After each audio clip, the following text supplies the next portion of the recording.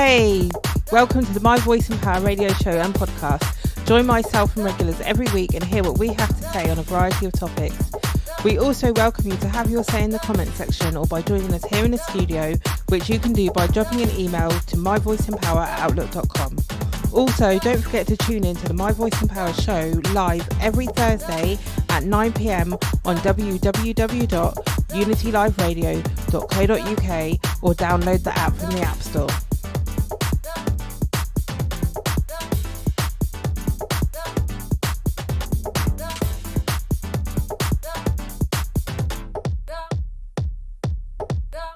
Hello and welcome to the My Voice and Power podcast and radio show. I'm here again today with Darwin. How you doing?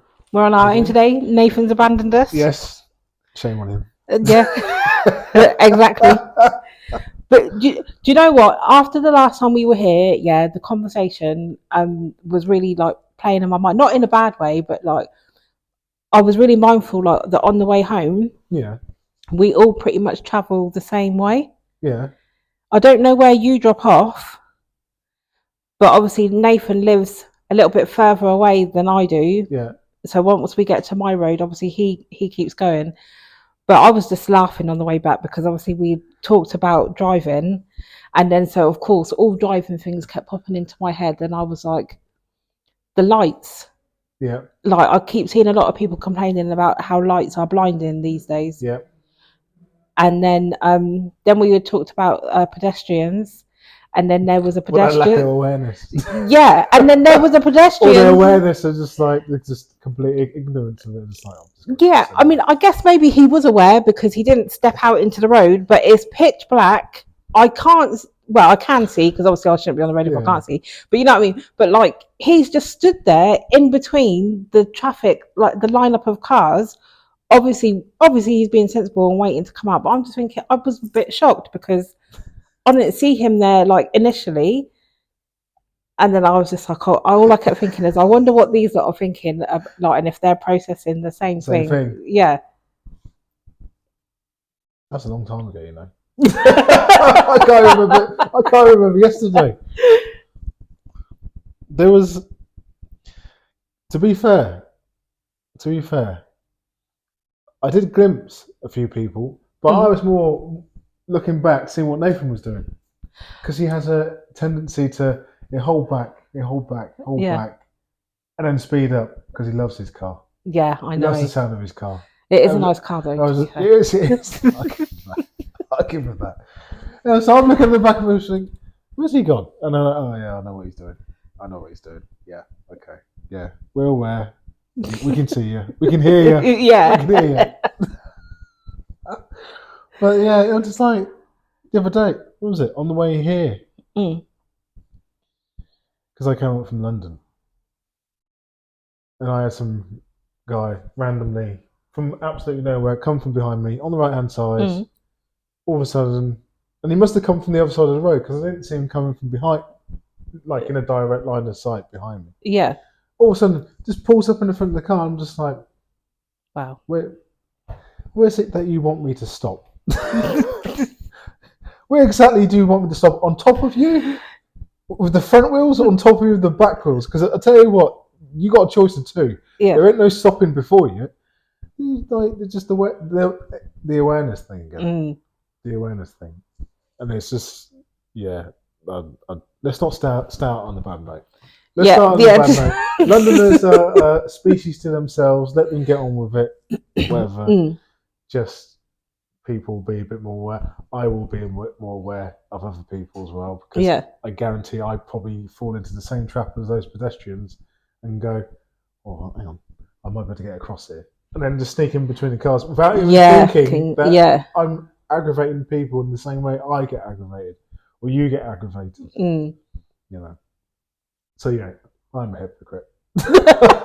I'm happy to accept it. I'm a hypocrite. I think everyone is, don't they? The whole world is. Yeah. Most of the time, probably more so. And the only reason I say more so is because there seems to be a lack of challenge with a lot of people, especially in work. I noticed this, not naming my workplace today, but I noticed that they will come out and say something, or they'll cobble together some type of learning program which is done on the computer about ethics, about this and that. Okay, right. You sit down and you go through it. Click, click, click, click. Yes, yes, I agree, I agree. All sensible stuff. And then there's a statement at the end saying, you know, as an employee, you will be bound by, you accept, acknowledge that you'll be bound by these terms, and you accept that this is how we want you to behave. Okay, no problem. And yet, I know of 3 instances where the same company has been a little bit underhanded, and they would probably call it business competition, you know, and it's just like, well, you say one thing, you do another. You walk the line. Yeah, you walk the line, but you're expecting us to stay within our remit. You know, obviously telling us, you know, share price impacting, reputation, and all the rest of it. And that's the hypocrisy. And when people try to, some of them try to stand up and say something. Yeah. It doesn't get carried quite far. People will go, "Oh, that's interesting." Email me when you get, you know, they'll almost like put them, you know, sideline them, saying, "Look, contact me privately," as opposed to having an open discussion about it. So, say for instance, like someone raises something, say it's about pay on, or, you know, and we're having a meeting on Teams or something like that, and someone raises something. Oh, that's fantastic. Tell you what. Here's my email address. Why don't you contact me? It's just like, but you're effectively closing that arena down to 1 or 2 people. Yeah. Of which then you're never going to hear that person's point, and there's no opportunity for anybody else to jump onto that person's point to either challenge it or support it, and then take it further. Because some people might have better ideas or a better understanding of what the person raising the point may have. And that's what I don't like. This is what I don't like. It's multiple rules. Yeah, it's like that, and I think in a lot of workspaces as well. Because as you're saying that, that's reminding me of when I worked in a school, and I'm thinking, they have their policy that you have to follow, and then you're invited to have a meeting and share your point of view, but your point of view is not really wanted. So then what's the point in asking people? Because it's got to be seen to be doing it. Yeah, but nothing's changing, so you're not. No, because it's difficult. This is the whole thing. With all the what I've noticed, with all the policies that businesses implement, all the rest of it, it's like it's a statement, it's a flag, it's a badge, whatever you want to call it, to say, yes, we acknowledge this, we believe in this, and we are looking to implement this. There's no time frame on that. That's not an invitation for people to come in, other people to get involved in it. Like they're just making a statement that they are looking at it. That's not a statement to say we will have something concrete, you know, solidly that people can buy into by X date.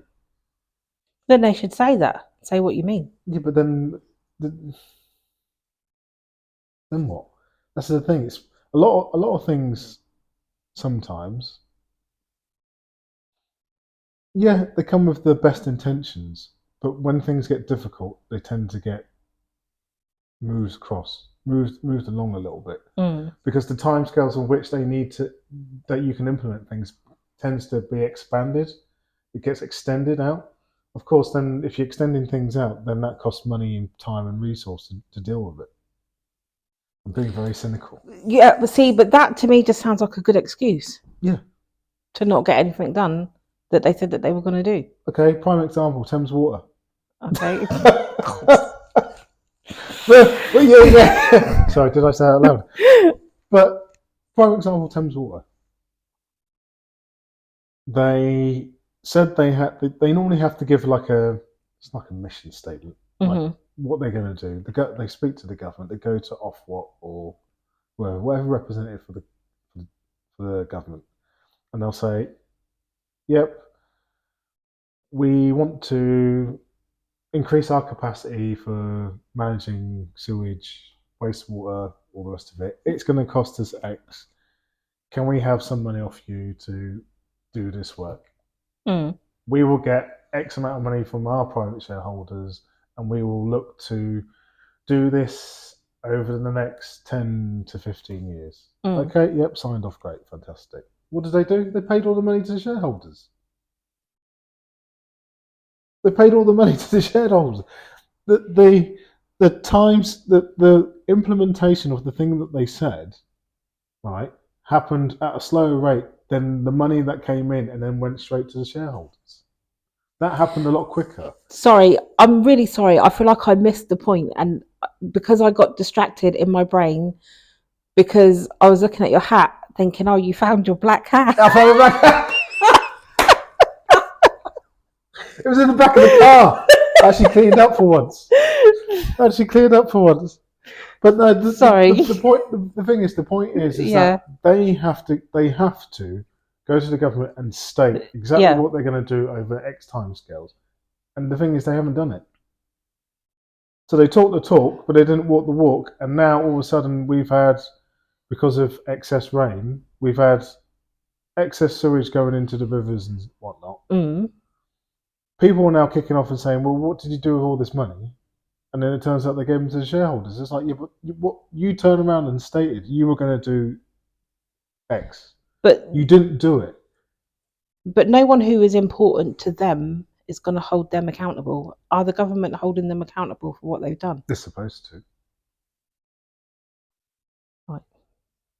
They're supposed to. Yeah. And that's where the hypocrisy comes in. Because if you are charged with doing something as a smaller business or a person on behalf of somebody else and you don't do it, there's fines, there's loss of business, loss of reputation, all the rest of it. Tell us what I want to put our prices up by 40%.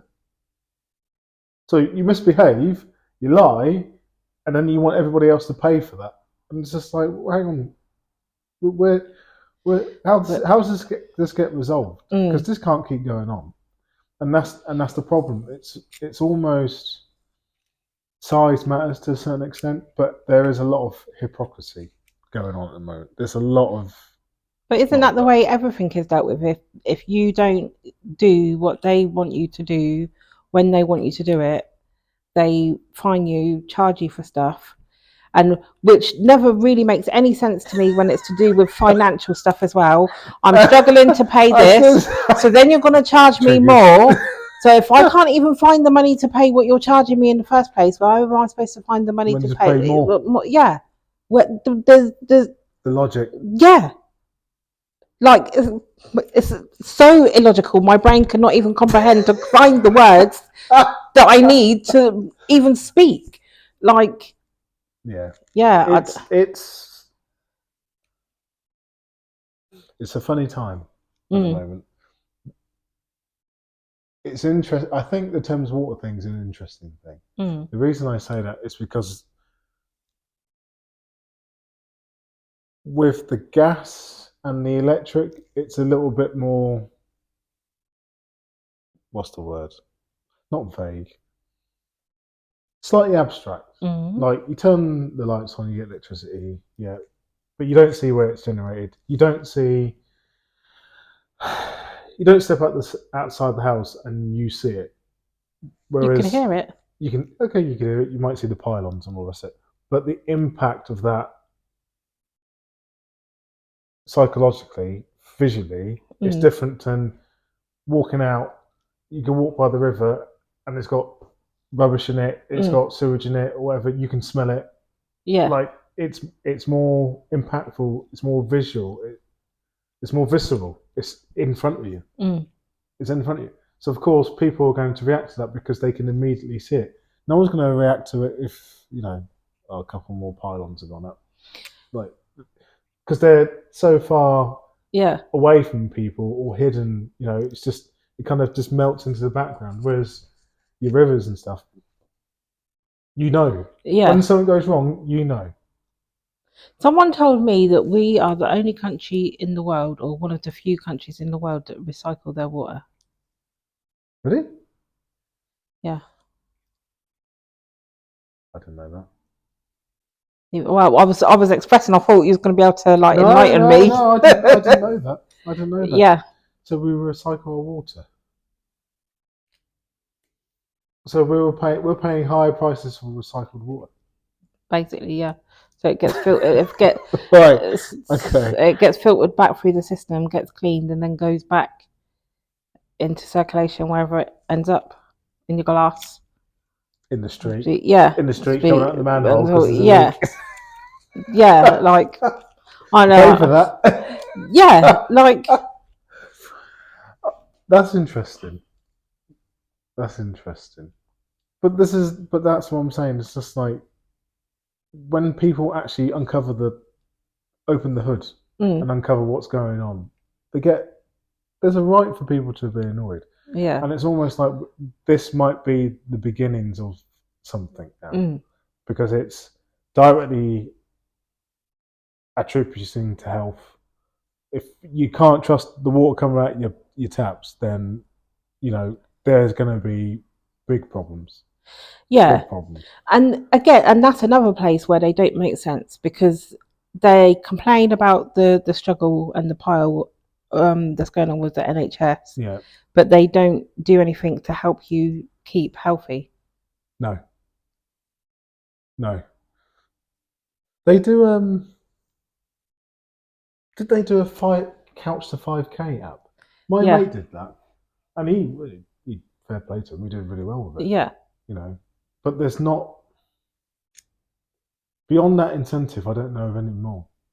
Beyond, like for instance, if you go to probably a bit radical.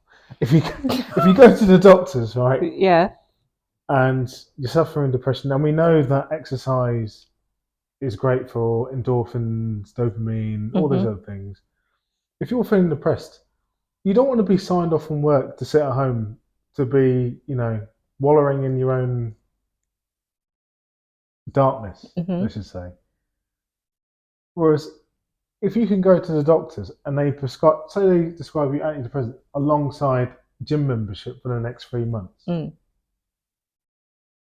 with an assigned personal trainer, because they already assign physios. If you get injured, GP can refer you to a physio. Yeah. Why can't he refer you to a PT? Yeah, that's true. See, I wouldn't cope on antidepressants. I tried them once before. They're horrible. Yeah, and I cannot stand them.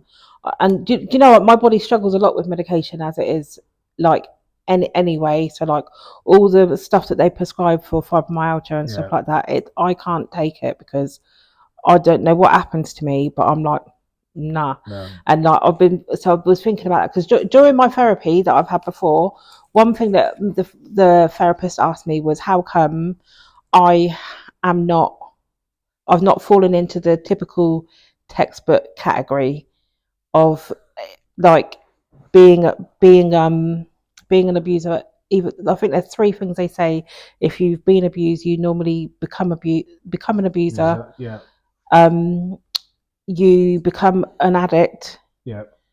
And the 3rd one has run away. I don't know. I cannot remember what. Or I think prostitution is okay. The 3rd one. Yeah. Yeah. And so they're like, oh, how come you've never become a prostitute?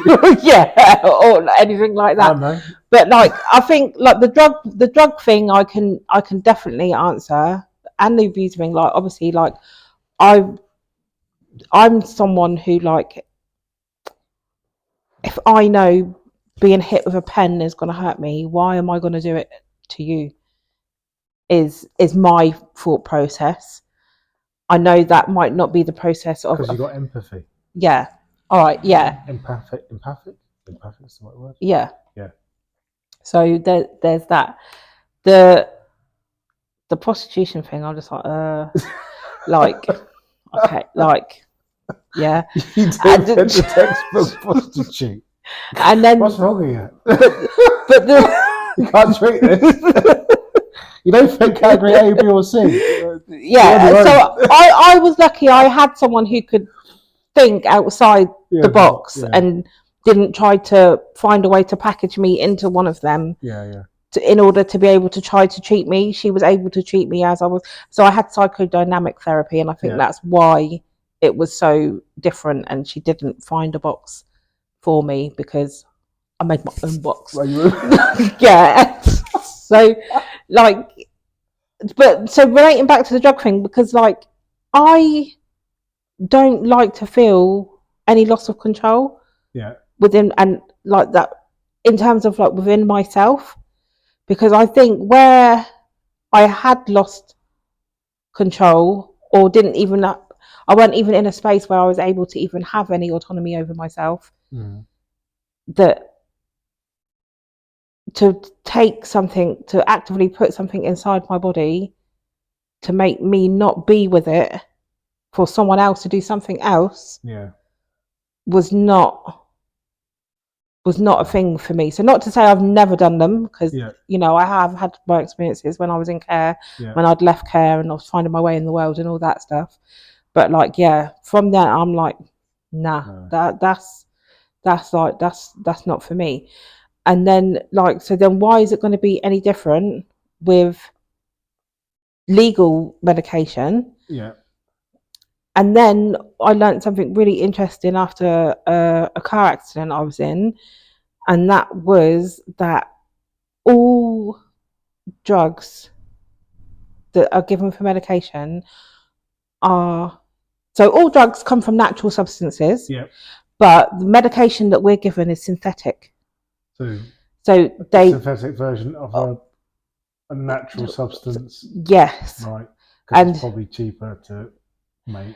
And it's easier to control because he used an example of a plant, the paramedic that told me this, he used an example of a plant, and I cannot remember the name of the plant, and he probably picked that plant because it was complicated and it's hard to find, so no one's going to be like, oh, let me experiment. Like, but it's a plant that treats heart conditions, and because you don't know how much you would need to eat of the plant in order to help you, you could obviously accidentally overdose and then cause a problem for you. And so that's why they synthesize is that the right word? They synthesize everything, make everything synthetic so that they can have controlled doses in order to be able to give to people. Oh, right. That makes sense. Yeah. That makes sense. But okay. Interestingly, it's only when I've been given medication that I dream. I don't dream usually. Really? Yeah. Or at least they say you don't ever not dream, but sometimes you just don't see that. Is it lucid dream? I don't do either. Do you see yours?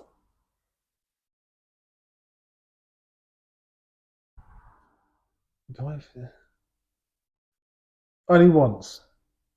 And the only time I saw it is because I needed the toilet really badly. It woke you up. It woke me up. Like, I don't know what I was dreaming about. All I remember is near the end, I walked into a thing and there was a hazard warning sign. I was like, why is that in front of me? And then I saw a urinal. I was just like, and then I was just like, oh wait, I need to go to the loo. And then I woke up, I was like, shoot, I need to go to the toilet. That's the only thing I remember. That's the only dream I ever remember. But you were surprised when I said I didn't, so you must not either. I don't really think about it that much, do I? I'm asleep. No, but I wake up, I'm like, okay, got to get all this stuff done, and then just move on. I don't think about it. I probably do. Yeah. I probably do. I just don't probably pay attention anywhere near enough. Anywhere near enough. Okay, that'll be a good social media question. What, lucid dreaming? Who dreams? Well, not even lucid dreaming, just dreaming on a normal day-to-day. People dream and wake up and know what they've dreamt about. Lucid dreaming is a whole different thing. They're states that you can put yourself in, like they don't always just necessarily just naturally occur. Oh, right. Yeah. I didn't know that. Yeah, you can. So yeah, getting on to like what you were saying about antidepressants and like synthetics and not being in control. Like, completely get that. I hated it. Just felt like I cut all my emotions off up to like here. Yeah. I was like, mentally I felt sad, but it's just I couldn't cry. I was just like, this is horrible. That was after half the tablet on the first day. I was just like, yeah, never doing that again. And then just literally just threw myself into the gym. See, and that was it. It was off I went. Yeah, and so like that's okay. I was going to say that was easy, and I thought, no, that sounds awful because I don't want to undermine anything that you're saying. That's obviously, fine. I won't get offended. Good. But then, so I used to be into training. Yeah, I'd enjoy going to the gym. Yeah. Weight training. Like I used to love all of that. And then I stopped because why did I stop? The car accident. Oh, right. So I found a personal trainer. She was amazing. And then I had a car accident, and that's when they diagnosed me with fibromyalgia. And since then, like, because I don't know, I'm someone who I push myself anyway. So all of the problems that I've had before, like really painful monthlies, not being able to move, not being able to get out of bed, then other problems like, but I've always just like pushed myself because I'm the only person who's like there for like my kids. If I'm not going to do it, who is kind of thing. I mean, I know that you just need to get it done. And you just find a way to do it. Yeah. So I mean, they're a lot older now, and so obviously at one point I'm like holding down a house, escaping a violent relationship, raising kids, taking them to school, going to work. Like I don't know how or where I was finding all the time to do this, and then I was like training, and it takes 3 days for me to recover from a 30-minute training session. And it's just like, this is just not, and it's all to do with fibromyalgia. And at one point they used to prescribe exercise for it, but they don't anymore because of the strain it puts on the body. So like, I feel like I can't win, if you know what I mean. And then depression is a symptom of fibromyalgia. It's also a symptom of complex post-traumatic stress disorder. And the one thing I could use to cure it is just like, right, it's not on the list anymore. Oh shoot. See, I don't know enough about fibromyalgia. I don't know anywhere near enough. I don't. Because when you told me, brought it up and you told me that, I was like, is that a central nervous system issue then? Because it's like, they're saying depression, exercise, and the only thing I could think common to that is your central nervous system. It's the thing that gets used in all of those experiences. And it's like, is it the case that that is getting overstressed, or it's prone to being overstressed maybe quite more quickly than, I don't know, a normal, whatever normal human being is like, if that makes sense. Like the pain, because that's the thing, it's like pain, depression, it's just like, the only thing I can think of that connects it all is the central nervous system. So there are lots of debates about it, and like I don't know why there's so many debates about it, because like it dates back to Victorian times. Oh, right. And it's in medical books from back then. So really, the medical industry should know what they're doing with it, like by now. Should probably have a better insight.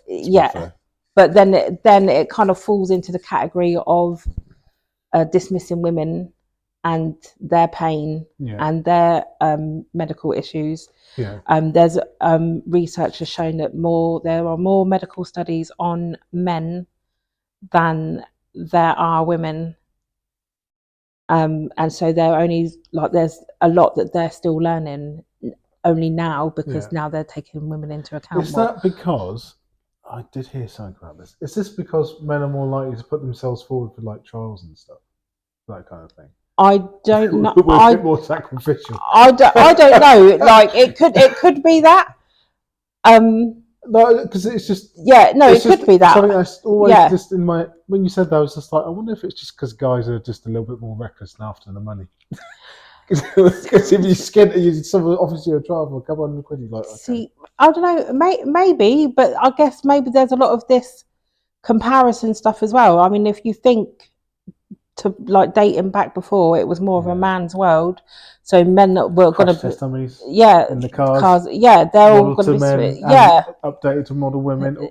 Yeah, so everything was... Even the kids got in there before the women. They just shrunk them. Yeah, exactly.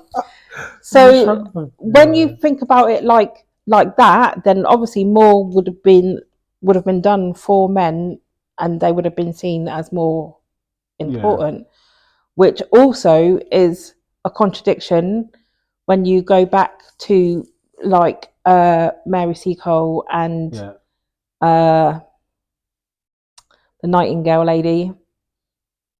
That's the one. Yeah, like, you know, so even they've kind of been dismissed in a way, even though they were taking care of the men during the wars and that. So it's like, so I don't know, but so there's loads of stuff around it anyway, and they don't know whether it's physical trauma or trauma in general that causes fibromyalgia. They have argued that it's a brain thing. Some have argued that it's a central nervous system thing.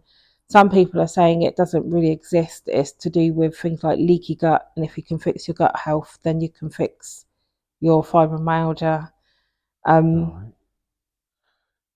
Yeah. The only thing I've heard about the gut and the central nervous system is that there are components of the central nervous system that get created in the gut. I can't remember where I saw that, because there's a lot of stuff that happens in the gut, and then those kind of that material then gets moved to the body. It kind of makes sense. That's where your food gets digested. You strip it of all the bits that you need, and then it gets moved to whatever body part needs repairing. But sorry, go on. No. I'm just thinking out loud. Yeah. So there could be elements of truth in all of them, but to what degree for each? And this is the thing. So when you're someone who has a whole life based on trauma, then you fit into like all these categories. Yeah. And then obviously when you are in flight, fight, freeze or fawn, that affects your gut as well. So not everything can be attributed to diet. Yeah. And then you have your ACE scores, your adverse childhood experiences. Yeah. And if like you've got like if you're a score of a 10, then like the way you try to live and manage yourself is going to become difficult. Then you're going to be more prone to health issues. Like for me, I think a lot of things start like in the mind. Yeah. And it's only through my healing journey that I've been able to then be able to tackle my diet, because how can you focus on one thing when you're being so affected by everything else? This sounds very Joe Dispenza, this. Who? Joe Dispenza. Yeah. Why does it sound very... No, because I listened to a podcast he was on, about a month ago? And like the similar things that you're saying were some of the kind of similar messages he was throwing out there. Yeah. And he's now actually got a group of scientists with a lab in the States looking at all these things and actually producing research, actually producing papers on this stuff. Yeah. Finally actually looking into this properly, instead of people going, "Oh, you're just talking rubbish." That's your opinion. It's just like, well, hang on, mate. Yeah. After the 200 people we've just had for the last 6 months, this is what we're seeing. Kind of thing. Yeah, and see, and I'm talking to you from like my own like lived experience. Yeah, and so like it's easy to tell people, "Oh, do this and do that," and then they send you to like therapy sometimes for like weight management and stuff like that. But like if you're not having therapy, like everything's too compartmentalized, Yeah. And in this world, they're like, and it was interesting because when I had my therapy, my therapist was like, you compartmentalize everything, and then part of healing and the way the world, like society, wants everyone to be together and do this and do that and join forces, but like actually, everything, all the like businesses and services around us don't meet in the middle. No. So like. Hypocritical. Exactly. It's something because like, no one lives their life as just doing interactions on singular. Like every day you wake up, you're doing multitude of things, having to interact with multitudes of people and services, and like you don't just focus on one little thing. You never get anything done. Exactly. How would you be able to exist? And yet we don't reflect that in our systems or when we go to treat people. Yeah. Like I say, like that would have been great for me personally. Therapy with prescribed PT, whatever, 60 quid for I don't know, 3 months or something, just to get you going, just to get you moving, and the therapy alongside that physical therapy. Probably would have seen results quicker. Yeah. Because you've got the body doing what it needs to do, and then releasing all those innate chemicals in your body, dopamine and all the rest of it, making you feel a little bit better. And then you've got the assisted bit of working through your trauma, working through some of the issues or some of the points that you want to raise. But I found it harder to work through my trauma on the antidepressants than I did without them. Yeah. Because I felt like I was not there. I was not retaining anything. And even my therapist was like, I noticed something was different. Like when I said to her, like, oh, this medication, I don't feel right. And she was like, oh, I thought you seemed different. So it's like, well, it don't really. It shouldn't be the first go-to. I think. It's hard, isn't it? Because it's difficult because everybody's different. Yeah. And some people may be in desperate need of it immediately. Whereas some will just, it's just like, no, go get out in the world. You'll be okay. You'll be okay. And we're going to supply someone to guide you through that. You'll be okay. Go on. Yeah. But a lot does definitely like need to change as well. Like, because like, where was I one time? I think I'd gone to a doctor's appointment and I was having high level anxiety at the time. But the doctor I find it really difficult. So like when I'm really checking in and when I do ask to be seen, like I need everything to kind of be like, as I've told, I'm going to get it, if you know what I mean.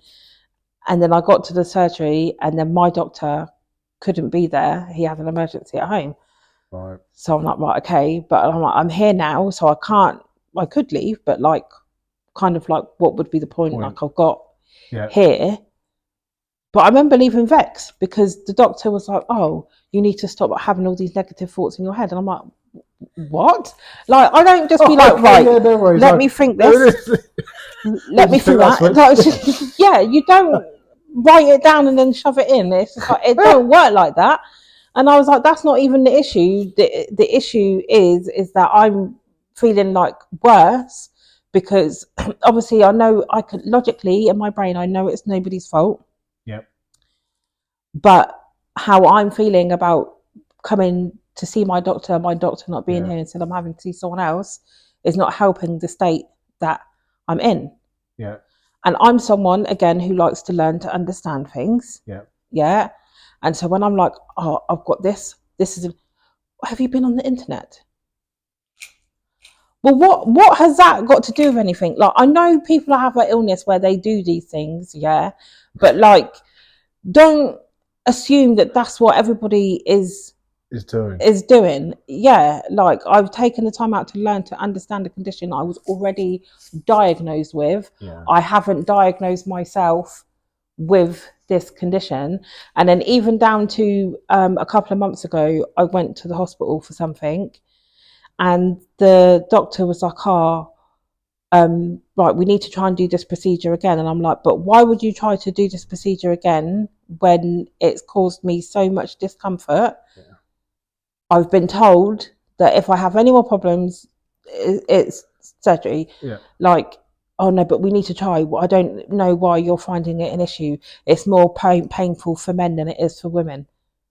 Oh, wow! Completely dismissive. Really? I'm like, you should have said, how many men do you see with my body? Yeah. Like,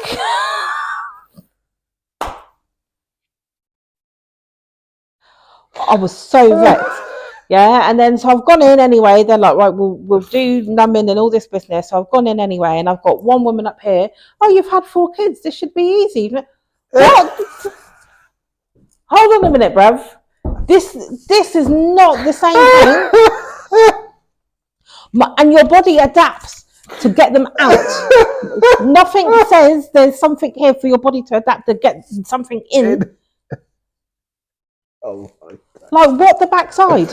And then, of course, having fibromyalgia means that I hurt every day anyway. Yeah. So, of course, something else that hurts is bound to hurt 10 times more. Yeah. But... yeah. I'm breathing. I'm breathing. Yeah. But that's what people are like. Yeah. That's what people are like. This is why things are a bit of a mess. Yeah. There's a lot of hearing, but not a lot of listening.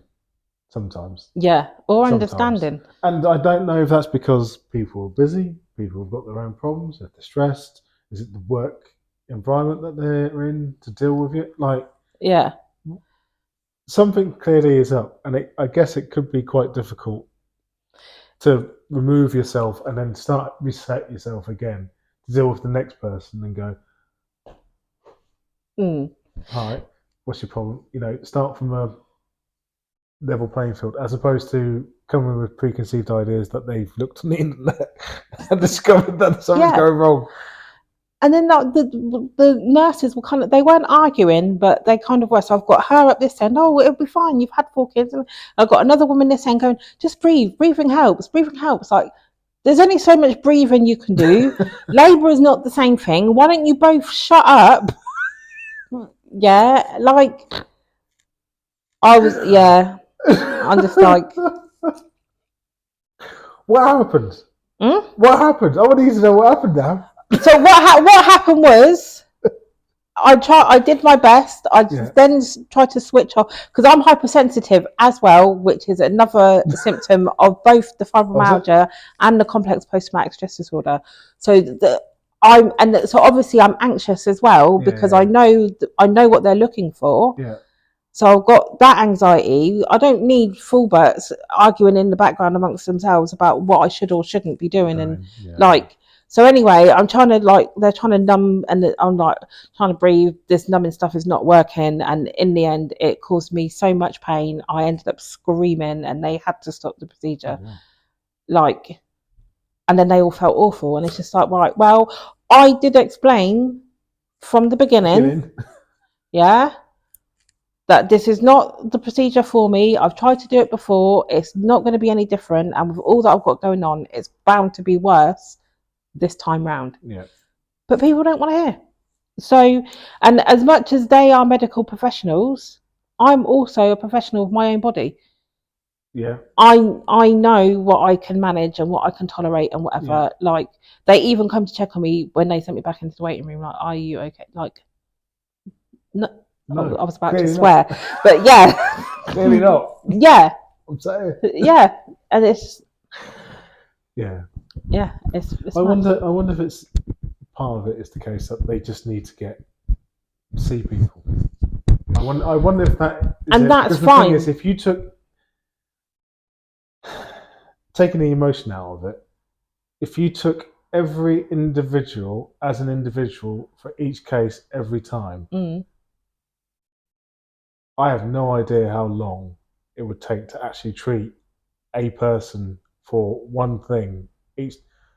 They have to. I guess they. And have to make hear that. Yeah. I guess they have to make an assumption. Otherwise, the waiting list would be But my exponentially thing worse. is, But yours is very specific, and it's already been identified as very specific because your doctor was supposed to be there.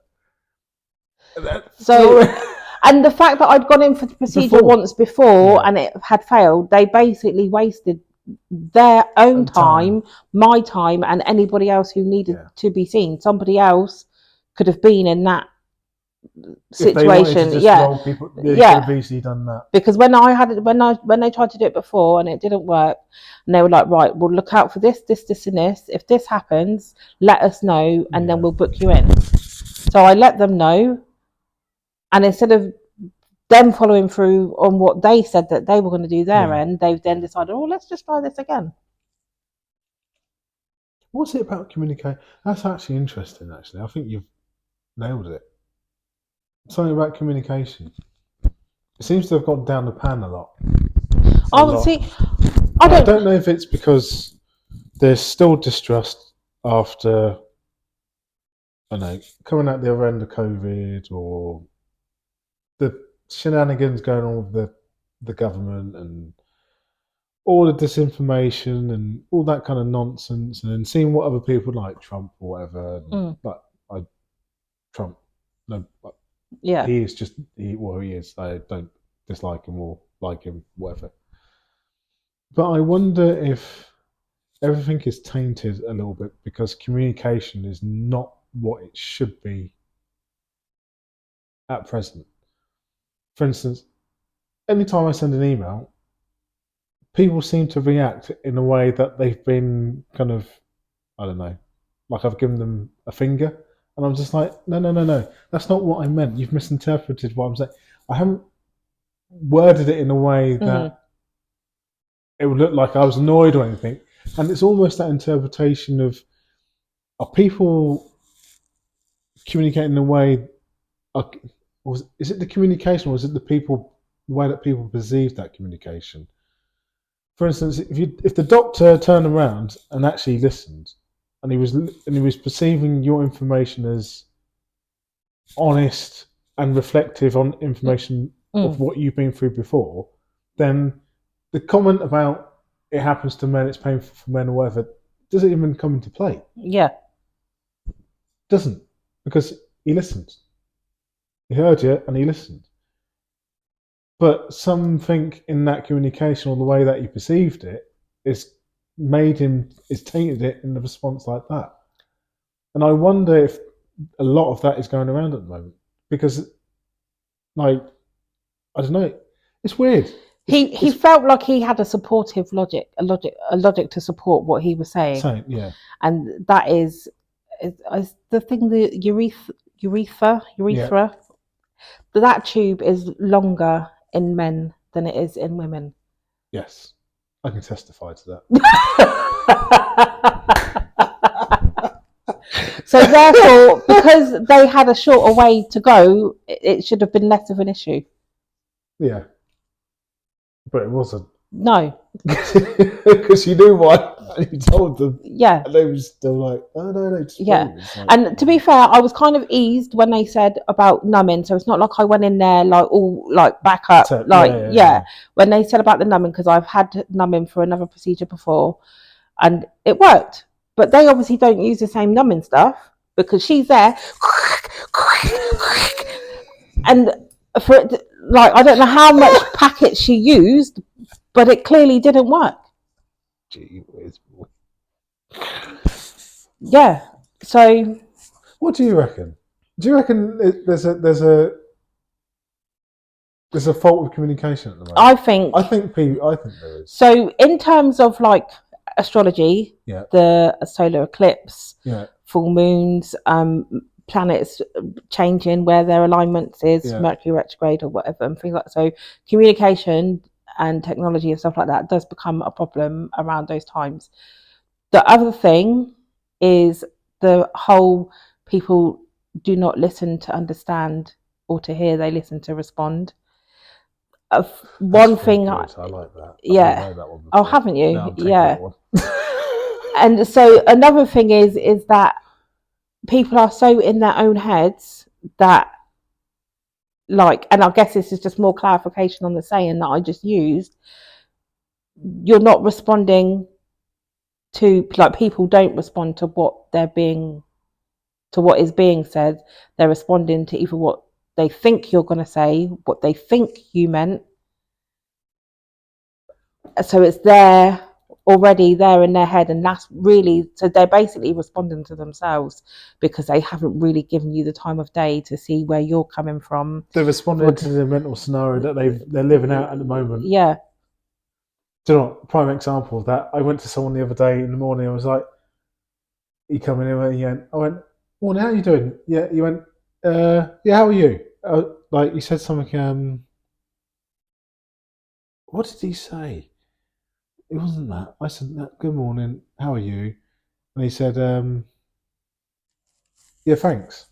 And I was just like, what? Catch me a second. What are you thanking me for? I just said, good morning, how are you? Yeah, thanks.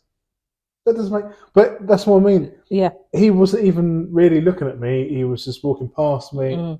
And it's people getting caught in themselves. So I think I must do in moments like that, I think that's just a society thing. Like, you were going where you were going, he was going where he was going. Yeah. A typical conversation. Yeah, you're right. Yeah, thanks. Yeah, like, and it's typically responding. But when you're in a noise, and you just responded to that. But when you're I think that's very different to when you're in a conversation, and that's what is happening. And I don't know if you saw the podcast that I put up last week with me and Alex, and I was saying that now I can't even remember. You were there. Why has it gone out of my head? It will come back. But about people reading between the lines that are not there. Oh yeah, we all do it. But do we? If we're actually listening to people, do we read between the lines that are not there? I think so. Because doesn't that mean you're not listening? Possibly. The only scenario I can think of where it's the fact that you're not listening. You're listening, but you're confirming, if that makes sense. So there's a thing where people say it's not what people say, it's what they don't say. That again is kind of reading between the lines and the information that you're given. And when you're talking to someone and you can see them, what? Sorry, I don't think that's when people are not saying something. That's not reading between the lines. That's reading the energy. Yeah, good point. Yeah, so you're aware of. So if I say something to you, I don't know, like, I've planned to go out, and then my friend calls me like now while we're sat in, and like, oh, we're going out, yeah, blah blah blah, and then you go home. Well, she obviously didn't want me to come because she didn't invite me. That's you reading between the line because you're like, I don't know if that's a good example, but like, go with me. But like, so it's like you're assuming that I didn't want you to come because I didn't say anything, when really that might not even be the case. Yeah. You didn't think it like that. Yeah. No, good point. There's a lot of reading between the lines at work, especially about statements about money. Always about union pay negotiations, all the rest of it. They come up with a very bland statement, and everybody tries to read, going, "Oh, but they didn't say this, and they said this, but they didn't back it up with any more information. They could possibly mean this." That tends to happen a lot, and I wonder if that's a scenario where people they're so used to doing it, they just take it with them in their everyday life. Yeah, maybe with it. Well, no, you're right. It could be. So energy, reading people's energy. So reading people's energy, like, is that like the crossed arms, or is it kind of the way that people speak? And again, that's so like the crossed arms things and stuff like that. People, like, when things like that started to come out, that kind of made me a bit more self-conscious than I actually already was. Yeah. But how are you holding yourself? It's like, I'm just cold. I'm not being dismissive. It's just cold. Yeah. I just like to hold my hat. So again, like, we can make these generalized statements, but they don't aligned to everybody. And so when you are throwing stuff like that out into the world, and then say like you're going by a body language expert, oh well, when they fold their arms it means that. So if I sit here and fold my arms, which I used to do a lot, but that was a comfort thing for me, I'm protecting myself. It's not about dismissing and you. Yeah, you're thinking about yourself. But I'm interacting with that person while keeping myself protected. That was what folding my arms meant for me. For you. Yeah. Again. Yeah. The whole. Yeah. Yeah. So an energy reading it's hard to define, because it's like intuition, and this like, well, intuition is basically knowing something that you don't know how you know. Yeah. But everybody wants proof. Well, how do you know this? Well, how do you know that? And how? And so you try to use the words that you're given to learn to speak and stuff like that. And so you try to give an explanation for why you feel like that about someone, or why you think that about someone. But the definitions that you give can be easily explained away, because they're just words that you're given to describe a scenario that can be met with other words that can dismiss the scenario that you're describing. Yeah. But how That's why language is quite important. No, and this is why intuition is quite important. Yeah. Because again, language, like when the people, like the language barrier, for example, like if you're having a conversation with someone from a different country and their mannerisms are different to ours, suddenly they're rude because of how they speak and how they come across. But actually, if you get to know them or learn about their culture and stuff like that, then you can be open and understanding to both your perceptions. And that's how you become a unit. You can unify, whether it's in that moment or in a friendship, lifetime relationship, whatever. Like that's how that happens. Yeah, that makes sense. The only reason I say language though is because up to a point in my head, the more accurate you are with your words, the better you can get your message across. But then even words are limited. Yeah. Words in themselves are limited. And what they mean to you is not the same as what it means to me. Yeah. Like, it's probably part of the picture. Yeah. And it goes back to the thing about being a hypocrite. Being a hypocrite is a negative thing.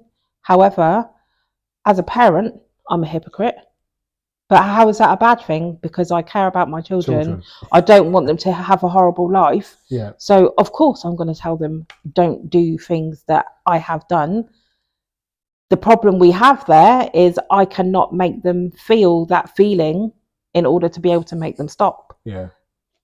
You know, like even like down to little toddlers, and when you're like, don't put your hand in the fire. It's hot, it's hot, it's hot. But they don't know what hot feels like until they touch it.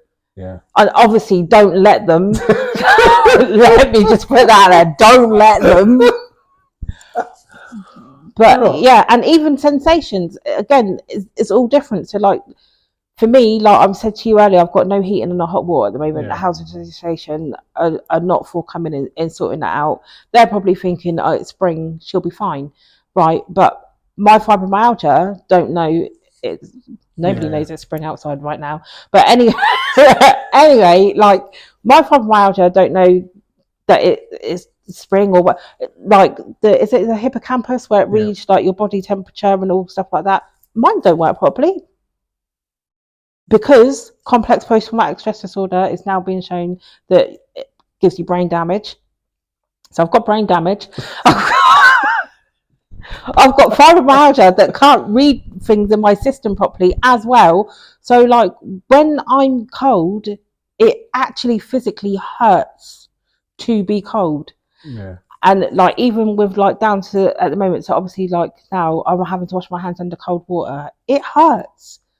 I'd rather, well, I wouldn't rather burn myself hot, but like, and again, even that, like the hot water, my hot water is probably way too hot in comparison to what somebody else might might use, or some days I don't feel it. Yeah. Or like if I take something out of the oven, and the tea towel's not folded properly, I don't know that I've burnt myself until it's like already like really burning. Yeah. Like, and other days I'll be like, oh, like it comes like it fluctuates from like second to second, basically. Like I can't know what it's going to be like from like day to day.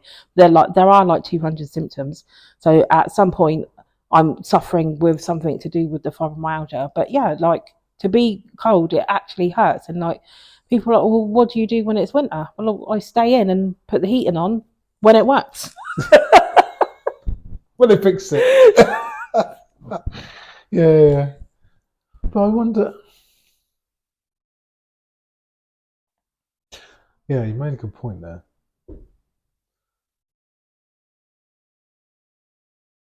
Does that mean then we got a lot of people who are just going around, just responding? Yeah.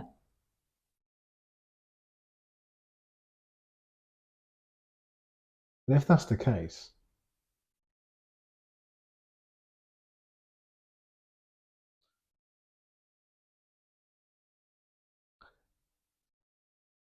if those people are people that you rely upon, can you actually rely upon them? If it's your boss, if it's, I don't know. Whatever. Do you know what I mean? Like your doctor, or a nurse, or anybody like that. Can you actually fully rely upon them if all they ever do is just respond? No. Because if you're not being heard, you're just going to turn. Well, you're just going to turn away from them, in effect. Or you do what I do and stand your ground and fight and argue. Like I've had a massive argument with a doctor before, and he's, I know, I am the doctor. Okay. That does not mean that you can disrespect me when I come into your office and just start changing things up without having any conversation with me about it. Right. Because now that means you're also not taking my mental health into consideration. Yeah. Where do we go from here? What's the resolution to it? He doesn't work at the surgery anymore. But so that's a good thing. I don't know where he works now. You don't care. But it's quite sad, that, to be fair. Mm. And now I'm thinking, how much have I just been responding to stuff and actually not been very present or listening to the other person? Mm. And that's another thing as well, like with the no, I've lost it. Right. It's gone. My brain's not working properly today. Brain fog. But this is the thing. It's like, I'm now self-reflecting, going, when my dad talks to me, am I just responding, or am I actually listening? Am I engaging with him properly? You know, he's coming up to late 70s now. Mm-hmm. Like, touch wood, he'll be around for quite a few more years and all the rest of it. Yeah. But I think I would probably feel quite guilty if I actually looked back and all 90% of the time that we spent together, all I was ever doing was responding and not actually being, is present the right word? Yeah. Yeah, like there's so many opportunities to be missed. Like even forget family, even thinking about business, or you know, you want to start a new partnership, or you want to get involved in something else, and you know, you want to get a mentor, or you know, you want to learn about something else. Are you giving it your all by just listening? Not responding, just listening. And it probably comes more in regards to people. Because if you take information off the internet, you can only ever store somewhere between 8 to 10% of all the information that you ever hear. Well, if you're talking to people and responding to people, is that 2%? Like, because now you're not really hearing most of the message, and your brain can only hold on to a certain amount of it. It's a shame, Because the thing, it's like I'm now extrapolating outwards and thinking all these bloody opportunities that I missed. Could have been a millionaire by now. Well, and it varies as well, isn't it? Because like if you get up today and you've only got 40% in you, and you've given me all that 40%, you've given me 100. Yeah. And then being present looks different on different people. Like, so like, I don't know, like now in the podcast, I fiddle about with the clipboard, the pen or whatever. I might doodle, like, or even just holding it, like. But you know, sometimes people be on their phone, and so, but people can do that. Like, I can retain information if my hands are busy. Yeah. But other people might think, well, she's not actually listening. She's being rude. Why is she doing that whilst I'm talking to her? And sometimes my processing is, I'm going to say slow, but I don't think it's slow. I think it's where I am actually attentive. So like some days, and I guess it depends how busy I am and that as well, I suppose. But like some days people can talk to me and I will respond several minutes later because my brain is still processing or taking in what you've said. And so it's like each sentence you say is like in a line. So like you say, oh, hello, how are you today? That's coming through. Yeah. And then you'll be like, oh, what else have you done today? And then so like, that's like. But you're queuing up that information to understand it as opposed to just reflexing kind of a response to it. I don't want to say that because it seems to be part of a natural process that I have. So I don't want to say that because I feel like that's a bit unfair to other people, if you know what I mean, with how they go and process things. But yeah, I don't know. Like my kids do, like they'll ask me something, but if I'm focused on like, and this again as well, like a lot of the work I do on my phone. Yeah. So they probably think, oh, mum's just scrolling, and I'm not. Sometimes I am actually writing an email or making a note of something, and then they'll say something, and then I'll finish what I'm doing, and then I'll answer, and they're like, well, why are you answering now? Like, because I did hear what you said. I just needed a chance to finish this, to process that in order to be able to respond to you. Yeah. It was in the queue. Yeah. It was in the queue of things to be done. Yeah. So, but it'll be interesting now when you go and have a conversation with your dad to see how you conversate with him this time. Yeah. And I can guarantee you, because it's going to be present in your mind, like, how am I having this conversation? Like, it's going to be, it's going to be there. Every day I'll go, am I coming across? But if you do that and you do have that thought process, also try to think about how you feel and how your dad is reacting to you. Yeah. Yeah. Challenge accepted. Yeah. I'll give it. I will give it a go, because if it's something that can be used and reinforced, then I wonder how other relationships that I have will be different. Will I be a better communicator for it? Maybe. Because I might be listening. Maybe. Or you might not change because you might find it's actually a natural part of you that you just were not aware of. Possibly.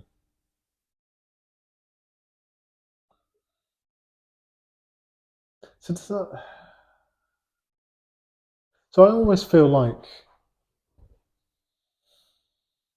we possibly then got into this situation because everybody is up to the eyeballs of their own problems, or with just life, and it's just a coping mechanism. I think the world has become a bit more selfish because there's a lot more restrictions on things. There's a lot more rules, and there's a lot more go-getters who believe that you have to trample on other people to get where you want to be. Is that because things are more difficult? like for instance, if everything is in abundance, everything's in abundance. You know, no problems with water. Yeah. No problems with heating, electricity. Yeah. Right? Housing issue. Yeah. You know, whether everybody has some type of access. Would we truly still be selfish? Apart from the very small percentage who are probably it's built into them, I wonder actually how many more people would come out of that selfish kind of scenario and be a bit more present and a bit more involved with the wider world and the community and the families and the friends. But there is an abundance of everything. There must be, otherwise people wouldn't be able to be greedy. There's an abundance of money, but a lot of it is more situated in one place than it is another. There's an abundance of water. Yeah. It's just down to how people are choosing to distribute it. Yeah, that's the word I want. Access to it. Yeah. Well, maybe then there's not abundance to the access. It's not necessarily that there isn't enough. The access or the channels to get to whatever that thing is restricted, and therefore people are more selfish because they can't give up on the opportunity to get themselves to that point. So, for instance, as you're saying, what would it be? Like job. Like I've been interviewing for jobs. Got 30 CVs for two roles. Okay. I'm looking on here and I see CVs of people who have got amazing CVs, amazing experience and all of that. Then I'm thinking, why are you going for this job? Why are you going for this job? I read this CV and all intents and purposes, you are overqualified for that job. What is going on?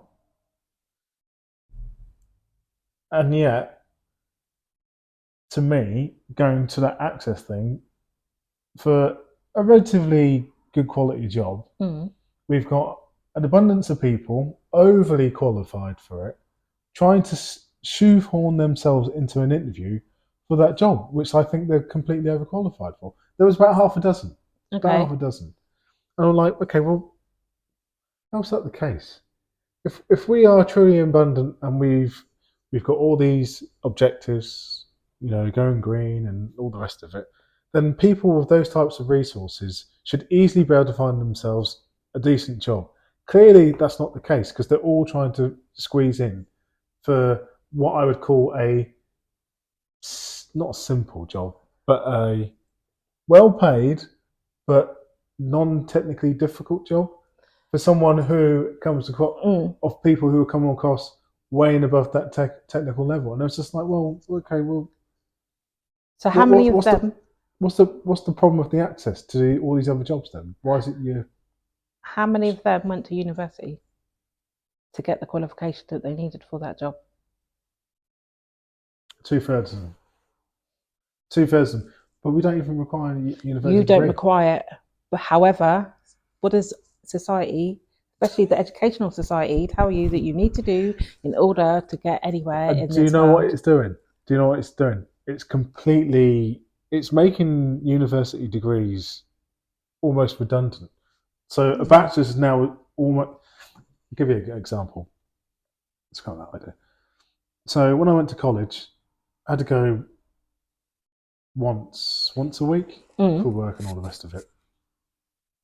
And we were doing H&C, and you get given this piece of paper about the course and whatnot.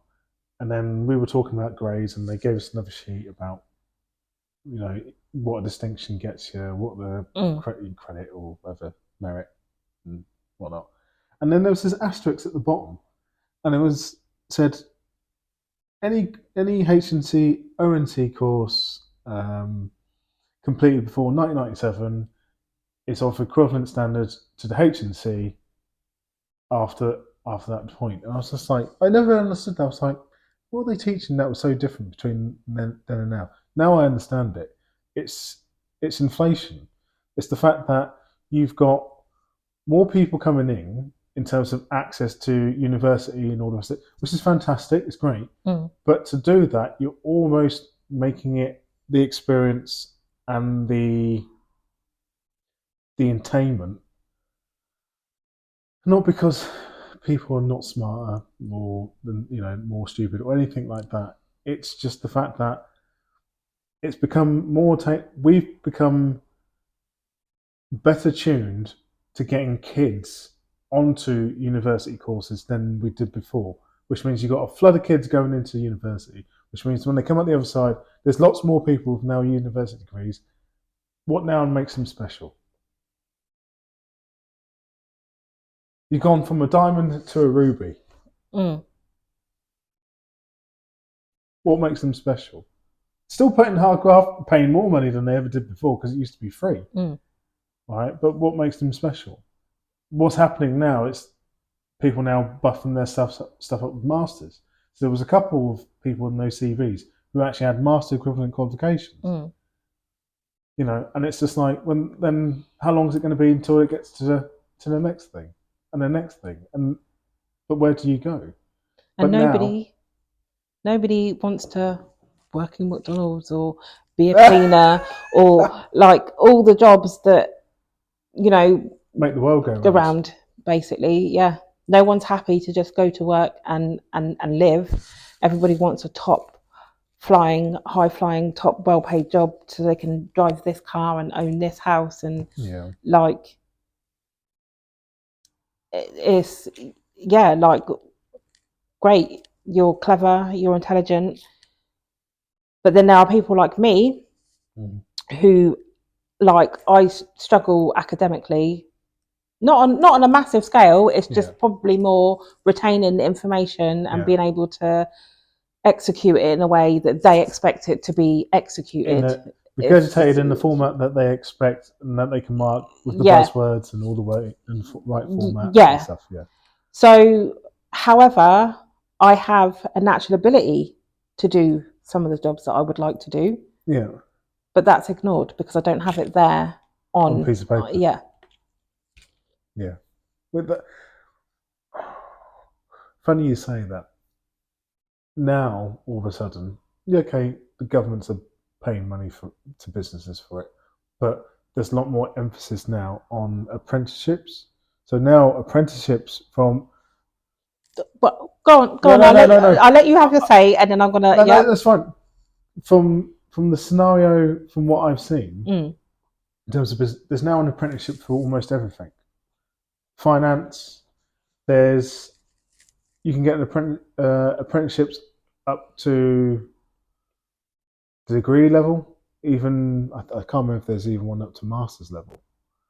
So, what I can see is that some of these businesses or industry out as a whole are now kind of not completely dismissing the idea of people coming with degrees, but they're taking on more people who they can channel into very specific things right for their business and actually level them up, get them going quicker than it is to try and take people from the universities and then treat them, start from scratch with them. And you are right. There are lots of places doing apprenticeships. I had someone before I was podcasting and I was just doing the radio interviews.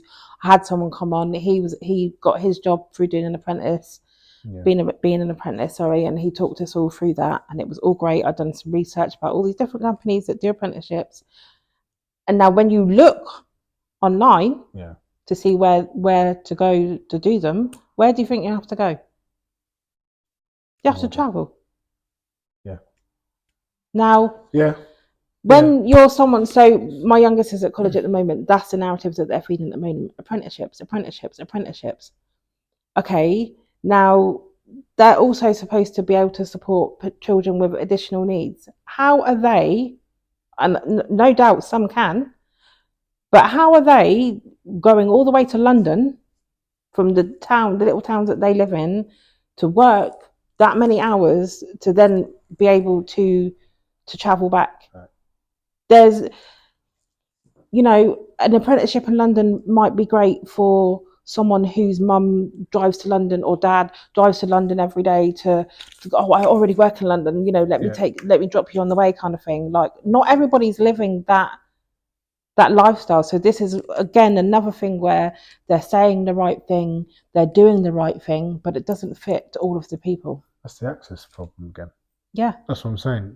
You've got, there's restricted channels to the access to these things. It's okay having an abundance of all these things, but if you don't make the access feasible for most people, then people will be fighting for the access to certain things that suit them in certain areas. And I wonder if, again, that then changes the behaviours of people. They tend to become a bit more self-centered, you know, because when really it should have the opposite effect. We should be advocating together for more, or more things should be created that could accommodate, you know, and give more access to more people. Yeah, it's interesting. It's interesting that, because I think at the moment, just I see it a lot in London. There's a lot of navel gazing. And what I mean by that is, you can just see it when people are walking down the street. You know, and walking down on the pavement. There's enough space for 3 people. Yeah, I have a line of people walking towards me, and I'm thinking, they're not going to move, are they? They're not going to move. They're not going to move. And I just keep on walking. I'm walking on the outside, you know, and it's that accommodating for other people. It just doesn't exist. Doesn't exist. And that's the thing. I wonder how much of this has led to behaviour that people have to be a bit more selfish to get where they want to go, you know, because the access to these things is not abundant, and therefore it just bleeds into their behaviours, into the everyday behaviours, and then how they treat other people, you know. It's and maybe that is right, but again, for me, that's another narrative that shouldn't even be. It shouldn't even be like that, because, like, I mean, it ends up being that way. I mean, I kind of feel like I'm maybe finding myself in a bit of a position like that at the moment, but it's really sad. Well, I feel like it's sad because I meet people and I think, oh, you know, you're great, we get along well. Like, it would be great to do such and such together or whatever, and like we could grow and expand and bring other people in. But like, obviously, nobody else is me. Like, so then it gets a bit like, but that scenario, I'm just thinking off the top of my head now, that scenario that we're trying to understand, trying to play out now, you know, those selfish narratives, which then causes people to be responders and not listeners and all the rest of it, that should then make listeners probably even more rare, which means they should be probably in a position where they can take advantage of those situations. And that's great as a listener, and I'm very well aware of situations where I could take advantage. Yeah. But it's not in my nature to do that. To do it. No. But for someone who does, someone who it is in their nature, they'll probably, I wonder if that's how the influencing. I feel like those people who do have that in their nature are the ones who don't listen, because actually they could benefit from listening and taking other people under their wing, and then they would be able to expand and do other things. Yeah, I was listening to a podcast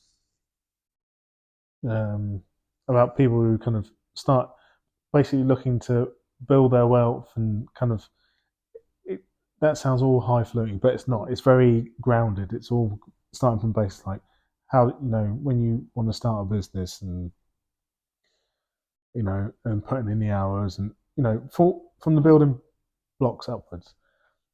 And a lot of the message that they were saying was actually, it's the, I can't get this right because there's a book on this as well. It's the who, not the how. And what they were saying from that was, when you're starting a business or you are looking to grow something, whatever your project is, if it's this or something like that, you know, right at the initial, at the get-go, it's all you. But at some point, you can't have all the expertise and all the knowledge to take things to the next step, and that's when you rely on the who. It's then you look around to see someone you can trust who might have that little bit of knowledge, who can help you leverage up, you know, alleviate up, using their leverage to get to that next step. And what they were saying, a lot of actually really successful people use a lot of leverage of people who have the expertise in their fields or are just passionate about the things that they do, which coincide with the projects or the things that they want to do. And so they get a mutual agreement and understanding and use out of each other. Yeah. And, you know, it raises all boats. They both get elevated to the next level. So, but instead, during that process, sometimes you get snakes. Yep, of course you do. There's always snakes. It was like, but clearly there are people out there, because there's still a bit successful people. There's still successful people out there. There is, but then there's also those who are in higher spaces that feel threatened by the people coming up behind them. They pull up the ladder. They pull up the ladder, which makes it difficult for other people to have the same type of success. And that was the interesting thing. The worst thing about that is for me, like, if someone was to help me get up somewhere, yeah, I would always be thankful to that person, and it would help their status, no? Yeah.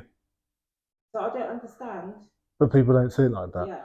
Because, as I say, it's almost like this mentality of self-preservation, because things are so scarce. People are less likely to give things away and hoard more in terms of information. Like, at work, it's just like, this person's got this little bit of information about this bit of equipment, or when this thing went wrong this one time. So anytime it goes wrong, everybody's going, oh, what do we do? And it's like, oh, such and such knows what to do. So you go to them. You go to them and they go, oh yeah, it's such and such. Yeah, let me come out. And you're just thinking, just share the knowledge. What has that person been through that they feel that it's important to them to feel needed? Yeah. Information's free. This is it. People's times cost money, but information's free.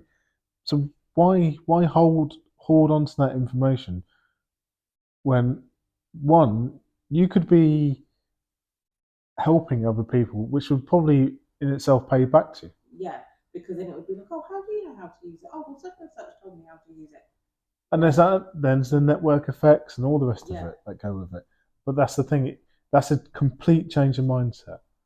And I guess it is quite difficult to go from a threatened mindset where you think, well, if I give this up, everybody will know how to do it, and then I become useless and non-important. Whereas it's like, actually, if I give this information and actually help people do this, I get help back. I grow my network, I grow my group or whoever, and I can then help and then leverage some of the information from them and build something that I feel is sufficient or important. There's a saying, is it, there's more than one chicken shop on the same road, or something like that. And when you think about it like that, it is true, and everyone has their preference of who they go to. Like, yeah. It's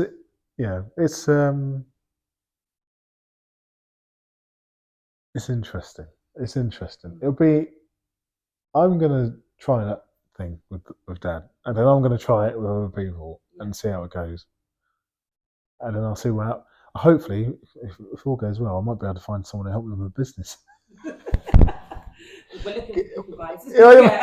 People with money. Always people with money. Yeah. But yeah. Cool. Wow. Until next time. Yeah. Thank you very much. So To hear the full radio show, which entails me reflecting on the podcast, sharing the answers to the social media question of the week, and playing music, go to www.myvoiceempower.com and scroll down to the radio section. To listen to the full show live, tune into www.unityliveradio.co.uk every Thursday at 9 p.m. UK time for the My Voice Empower show, where there is also a Your Voice Empower hour for guests who still want to be heard but not shown.